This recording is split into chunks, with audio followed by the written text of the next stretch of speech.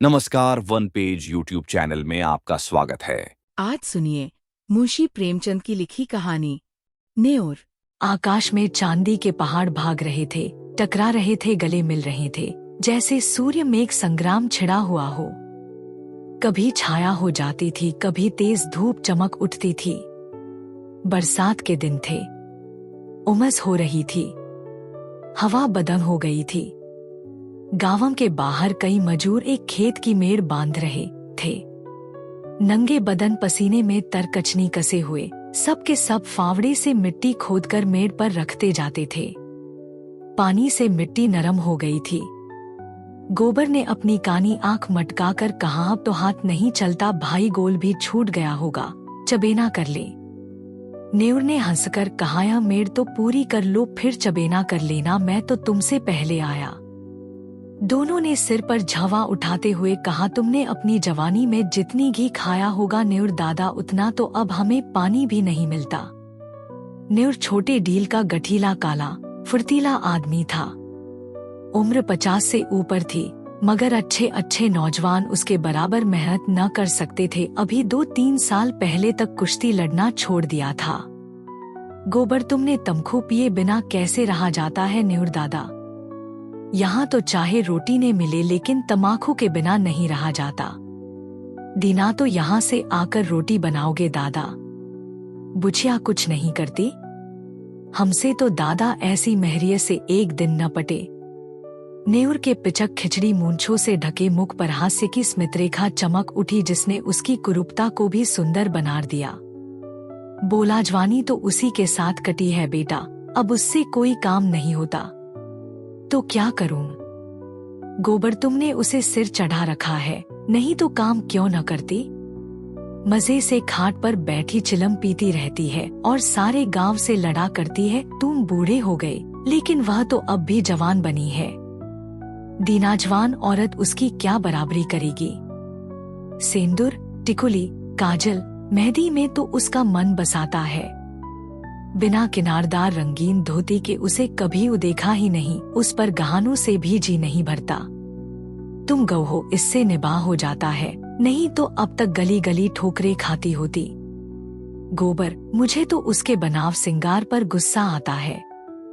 कात कुछन करेगी, पर खाने पहनने को अच्छा ही चाहिए। नेउर, तुम क्या जानो बेटा, जब वह आई थी तो मेरे घर 7 हल की खेती होती थी। रानी बनी बैठी रहती थी। जमाना बदल गया तो क्या हुआ? उसका मन तो वही है। घड़ी भर चूल्हे के सामने बैठ जाती है तो क्या हुआ? उसका मन तो वही है। घड़ी भर चूल्हे के सामने बैठ जाती है तो आंखें लाल हो जाती है और मूड थाम कर पड़ जाती है। मुझसे तो यह नहीं देखा जाता। इसी दिन रात के लिए तो आदमी शादी ब्याह करता है, और इसमें क्या रखा है? यहाँ से जाकर रोटी बनाऊंगा, पानी लाऊंगा, तब 2 कौर खाएगी। नहीं तो मुझे क्या था, तुम्हारी तरह 4 फंकी मारकर 1 लोटा पानी पी लेता।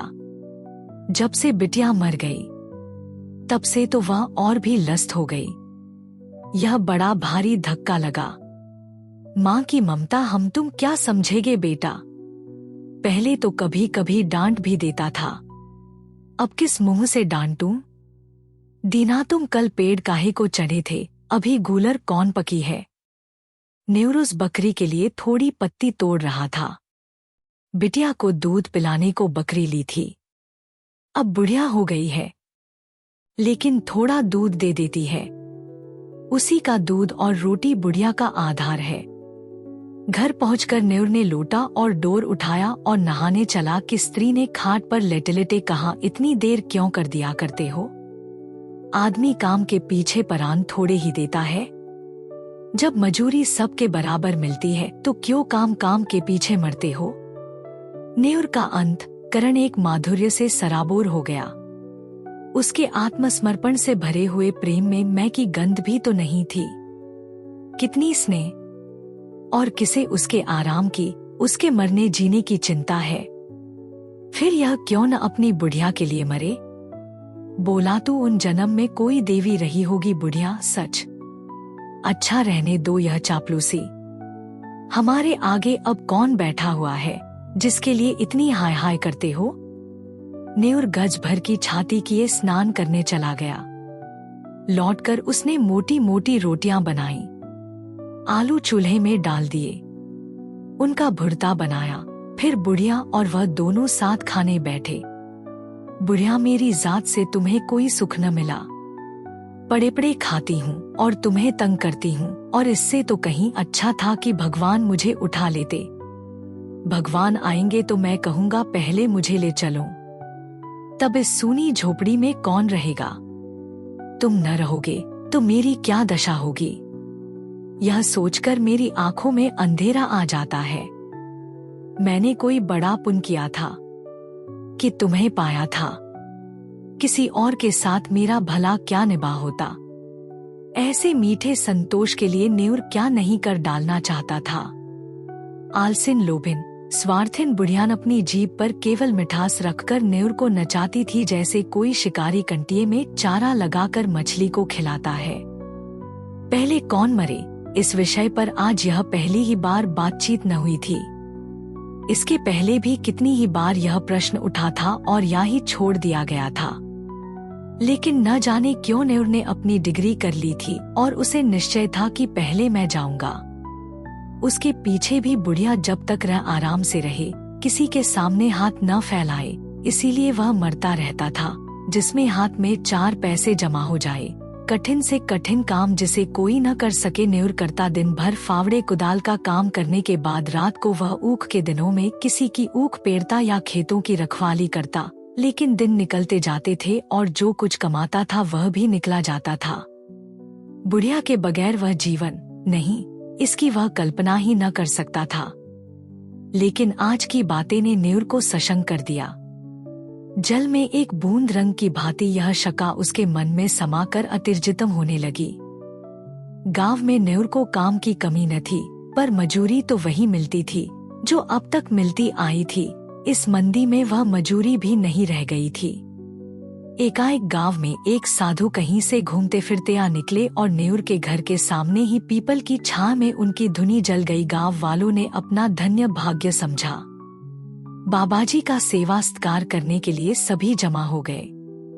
कहीं से लकड़ी आ गई, से कहीं से बिछाने को कंबल, कहीं से आटा दाल। न्यूर के पास क्या था? बाबाजी के लिए भोजन बनाने की सेवा उसने ली। चरस आ गई, दम लगने लगा। 2-3 दिन में ही बाबाजी की कीर्ति फैलने लगी। वह आत्मदर्शी है, भूत भविष्य बात देते हैं। लोभ तो छू नहीं गया, पैसा हाथ से नहीं छूते और भोजन भी क्या करते हैं। 8 पहर में 1-2 बाटियां खा ली, लेकिन मुख दीपक की तरह दमक रहा है। कितनी मीठी बानी है। सरल हृदय न्यूर बाबाजी का सबसे बड़ा भक्त था। उस पर कहीं बाबाजी की दया हो गई तो पारस ही हो जाएगा, सारा दुख दलिद्दर मिट जाएगा। भक्तजन एक एक करके चले गए थे। खूब कड़ाके की ठंड पड़ रही थी। केवल न्यूर बैठा बाबाजी के पांव दबा रहा था। बाबाजी ने कहा, बच्चा, संसार माया है, इसमें क्यों फंसे हो? न्यूर ने नतमस्तक होकर कहा, ज्ञानी हूँ महाराज, क्या करूं? स्त्री है, उसे किस पर छोड़ूं? तू समझता है तू स्त्री का पालन करता है, और कौन सहारा है उसे? बाबाजी, ईश्वर खुद नहीं है, तू ही सब कुछ है। न्यूर के मन में जैसे ज्ञानोदय हो गया। तू इतना अभिमानी हो गया है, तेरा इतना दिमाग, मजदूरी करते करते जान जाती है, और तू समझता है मैं ही बुढ़िया का सब कुछ हूँ। प्रभु जो संसार का पालन करते हैं, तो उनके काम में दखल देने का दावा करता है, उसके सरल करते हैं।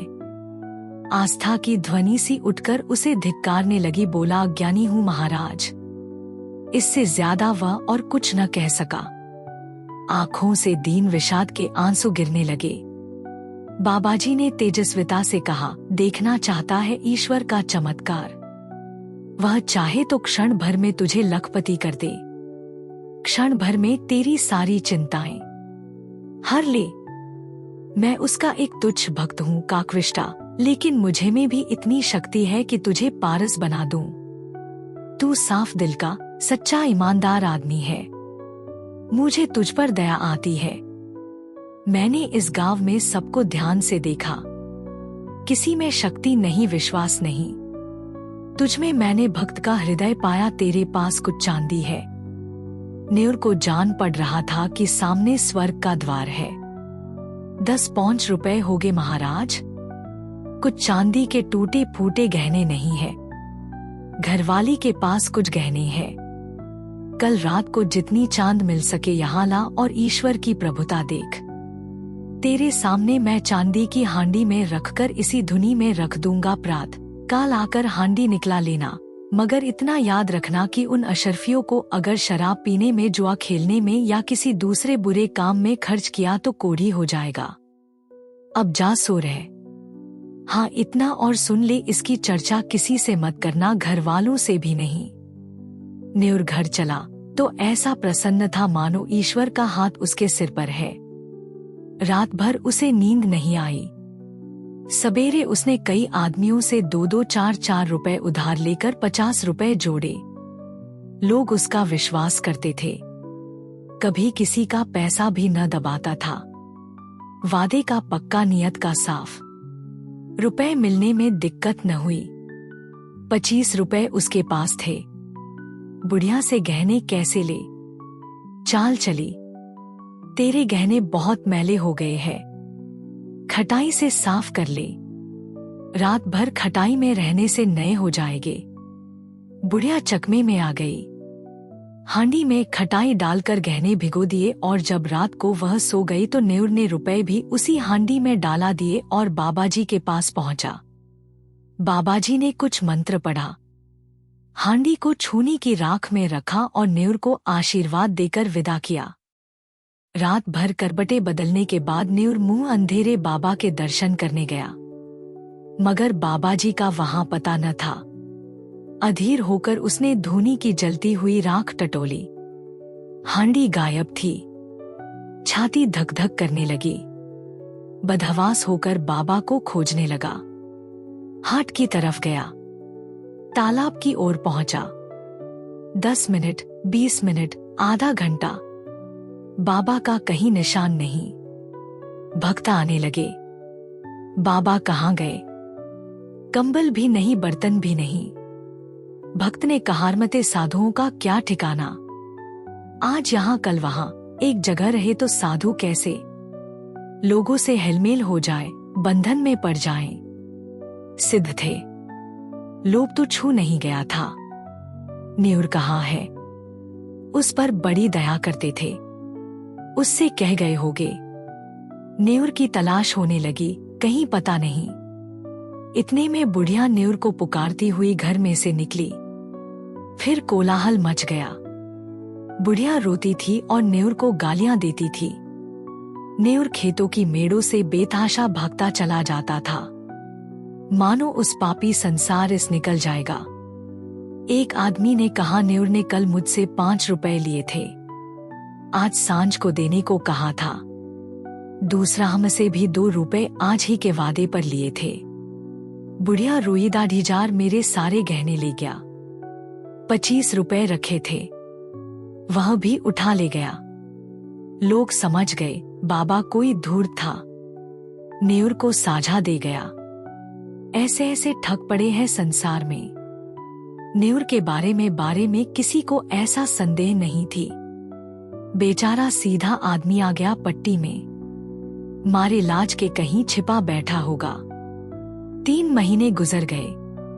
झांसी जिले में धसान नदी के किनारे एक छोटा सा गांव है। काशीपुर नदी के किनारे एक पहाड़ी टीला है, उसी पर कई दिन से एक साधु ने अपना आसन जमाया है। नाटे कद का आदमी है, काले तवे कासा रंगदेह गटी हुई। यह न्यूर है जो साधु वेश में दुनिया को धोखा दे रहा है। वही सरल निष्कपट न्यूर है जिसने कभी पराये माल की ओर आंख नहीं उठायो, जो पसीना की रोटी खाकर मग्न था। घर की गांवों की और बुढ़िया की याद एक क्षण भी उसे नहीं भूलती। इस जीवन में फिर कोई दिन आएगा कि वह अपने घर पहुंचेगा और फिर उस संसार में हंसता खेलता अपनी छोटी छोटी चिंताओं और छोटी छोटी आशाओं के बीच आनंद से रहेगा। वह जीवन कितना सुखमय था। जितने थे सब अपने थे, सभी आदर करते थे, सहानुभूति रखते थे। दिन भर की मजूरी, थोड़ा सा अनाज या थोड़े से पैसे लेकर घर आता था तो बुधिया कितने मीठे स्नेह से उसका स्वागत करती थी। वह सारी मेहनत, सारी थकावट जैसे उसे मिठास में सनकर और मीठी हो जाती थी। हाय वे दिन फिर कब आएंगे? न जाने बुधिया कैसे रहती होगी। कौन उसे पान की तरफ फेरेगा? कौन उसे पकाकर खिलाएगा? घर में पैसा भी तो नहीं छोड़ा, गहने तक डुबा दिए। तब उसे क्रोध आता कि उस बाबा को पा जाए तो कच्चे ही खा जाए।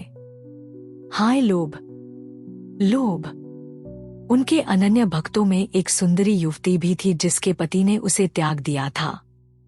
उसका बाप फौजी पेंशनर था। एक पढ़े लिखे आदमी से लड़की का विवाह किया, लेकिन लड़का मौके के कहने में था और युवती की अपनी सांस से न पटती। वह चाहती थी शौहर के साथ सास से अलग रहे। शौहर अपनी माँ से अलग होने पर न राजी हुआ। वह रुठकर मैके चली आई। तब से 3 साल हो गए थे और ससुराल से एक बार भी बुलावा न आया, न पतिदेव ही आए। युवती किसी तरह पति को अपने वश में कर लेना चाहती थी। महात्माओं के लिए तरह पति को अपने वश में कर लेना चाहती थी। महात्माओं के लिए किसी का दिल फेर देना ऐसा क्या मुश्किल है? हाँ, उनकी दया चाहिए। एक दिन उसने एकांत में बाबाजी से अपनी विपत्ति कह सुनाई। न्यूर को जिस शिकार की टोह थी वह आज मिलता हुआ जान पड़ा। गंभीर भाव से बोला, बेटी मैं न सिद्ध हूँ, न महात्मा, न मैं संसार के झमेलों में पड़ता हूँ, पर तेरी श्रद्धा और प्रेम देखकर तुझ पर दया आती है। भगवान ने चाहा तो तेरा मनोरथ पूरा हो जाएगा। आप समर्थ है और मुझे आपके ऊपर विश्वास है। भगवान की जो इच्छा होगी वही होगा। इस अभागिनी की डोगी आप वही होगा। मेरे भगवान आप ही हो। नेवर ने मानो धर्मस्कटन में पड़कर कहा, लेकिन बेटी उस काम में बड़ा अनुष्ठान करना पड़ेगा और अनुष्ठान में सैकड़ों हजारों का खर्च है। उस पर भी तेरा काज सिद्ध होगा या नहीं यह मैं नहीं कह सकता। हाँ, मुझसे जो कुछ हो सकेगा वह मैं कर दूंगा, पर सब कुछ भगवान के हाथ में है। मैं माया को हाथ से नहीं छूता, लेकिन तेरा दुख नहीं देखा जाता। उसी रात को युवती ने अपने सोने के गहनों की पेटारी लाकर बाबाजी के चरणों पर रख दी। बाबाजी ने कांपते हुए हाथों से पेटारी खोली और चंद्रमा के उज्ज्वल प्रकाश में आभूषणों को देखा। उनकी बाधें झपक गईं। यह सारी माया उनकी है। वह उनके सामने हाथ बांधे खड़ी कह रही है, मुझे अंगीकार कीजिए, कुछ भी तो करना नहीं है, केवल पेटारी लेकर अपने सिरहाने रख लेना है और युवती को आशीर्वाद देकर विदा कर देना है। प्रातःकाल वह आएगी, उस वक्त वह उतना दूर होगे जहां उनकी टांगे ले जाएगी। ऐसा आशातीत सौभाग्य। जब वह रुपए से भरी थैलियां लिए गांव में पहुंचेगे और बुधिया के सामने रख देंगे, ओह, इससे बड़े आनंद की तो वह कल्पना भी नहीं कर सकते। लेकिन न जाने क्यों इतना जरा सा काम भी उससे नहीं हो सकता था। वह पेटारी को उठाकर अपने सिरहाने कंबल के नीचे दबाकर नहीं रख सकता। कुछ नहीं, पर उसके लिए असूझ है, असाध्य है। वह उस पेटारी की ओर हाथ भी नहीं बढ़ा सकता है। इतना कहने में कौन सी दुनिया उल्टी जाती है कि बेटी इसे उठाकर इस कंबल के नीचे रख दे। जबान कट तो न जाएगी, मगर अब उसे मालूम होता कि जबान पर भी उसका काबू नहीं है। आंखों के इशारे से भी यह काम हो सकता है, लेकिन इस समय आंखें भीड़ बगावत कर रही है। मन का राजा इतने मंत्रियों और सामंतों के होते हुए भी अशक्त है, निरीह है। लाख रुपए की थैली सामने रखी हो, नंगी तलवार हाथ में हो, गाय मजबूत रस्सी के सामने बंधी हो, क्या उस गाय की गर्दन पर उसके हाथ उठेंगे? कभी नहीं। कोई उसकी गर्दन भले ही काट ले, वह गौ की हत्या नहीं कर सकता। वह परित्यागता उसे उसी गौ की हत्या नहीं कर सकता। वह पपित्यागता उसे उसी गौ की तरह लग रही थी। जिस अवसर को वह 3 महीने खोज रहा है, उसे पाकर आज उसकी आत्मा कांप रही है। तृष्णा किसी वन्य जंतु की भांति अपने संस्कारे से आखेट प्रिय है, लेकिन जंजीरों से बंधे उसके नख गिर गए हैं और दांतम कमजोर हो गए हैं। उसने रोते हुए कहा, बेटी पेटारी उठा ले जाओ। मैं तुम्हारी परीक्षा कर रहा था। मनोरथ पूरा हो जाएगा। चौंद नदी के पार वृक्षों की गोद में विश्राम कर चुका था। न्यूर धीरे से उठा और धसान में स्नान करके एक ओर चल दिया। भभूत और तिलक से उसे घृणा हो रही थी। उसे आश्चर्य हो रहा था कि वह घर से निकला ही कैसे।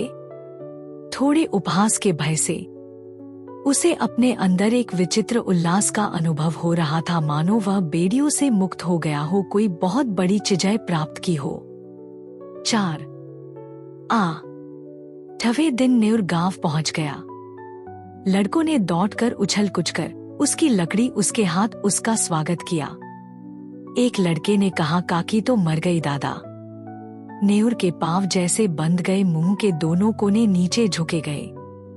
दीन विषाद आंखों में चमक उठा, कुछ बोला नहीं, कुछ पूछा भी नहीं। पल भर जैसे निस्संज्ञ खड़ा रहा, फिर बड़ी तेजी से अपनी झोपड़ी की ओर चला। बालक वृनद भी उसके पीछे दौड़े, मगर उनकी शरारत और चंचलता भाग चली थी। झोपड़ी खुली पड़ी थी, बुधिया की चारपाई जहां की तहां थी। उसकी चिलम और नारियल ज्यों के ज्यों धरे हुए थे। एक कोने में 2-4 मिट्टी और पीतल के बर्तन पड़े हुए थे। लड़के बाहर ही खड़े रह गए। झोपड़ी के अंदर कैसे जाए, वहां बुधिया बैठी है। गांव में भगदड़ मच गई। न्यूर दादा आ गए। झोपड़ी के द्वार पर भीड़ लग गई। प्रश्नों का तांता बध गया। तुम इतने दिनों कहाँ थे दादा? तुम्हारे जाने के बाद तीसरे ही दिन काकी चल बसी। रात दिन तुम्हें गालियां देती थी, मरते मरते तुम्हें गरियाती ही रही। तीसरे दिन आए तो मेरी पड़ी थी। तुम इतने दिन कहाँ रहे? न्यूर ने कोई जवाब न दिया, केवल शून्य निराश करुण आहत नेत्रों से लोगों की ओर देखता रहा, मानो उसकी वाणी हर ली गई है। उस दिन से किसी ने उसे बोलते या रोते हंसते नहीं देखा। गांव से आध मील पर पक्की सड़क है, अच्छी आमदरफत है। न्यूर बेट सबेरे जाकर सड़क के किनारे एक पेड़ के नीचे बैठ जाता है। किसी से कुछ मांगता नहीं, पर राहगीर कुछ न कुछ दे ही देते हैं। चेबना अनाज पैसे। सद्या स्वयं वह अपनी झोपड़ी में आ जाता है, चिराग जलाता है, भोजन बनाता है, खाना है और उसी खाट पर पड़ा रहता है। उसके जीवन में जो एक संचालक शक्ति थी वह लुप्त हो गई है। वह अब केवल जीवधारी है। कितनी गहरी मनोव्यथा है। गांव में प्लेग आया। लोग घर छोड़ छोड़कर भागने लगे। न्यूर को अब किसी की परवाह न थी। न किसी को उससे भय था, न प्रेम। सारा गांव भाग गया। न्यूर अपनी झोपड़ी से न निकला और आज भी वह उसी पेड़ के नीचे सड़क के किनारे उसी तरह मौन बैठा हुआ नजर आता है, निश्चेष्ट, निर्जीव। अगर आपको यह कहानी पसंद आई तो सब्सक्राइब करें और बेल आइकन दबाएं। अपने सुझाव कमेंट बॉक्स में बताएं। अगली कहानी तक शब्दों की दुनिया में डूबे रहे। धन्यवाद।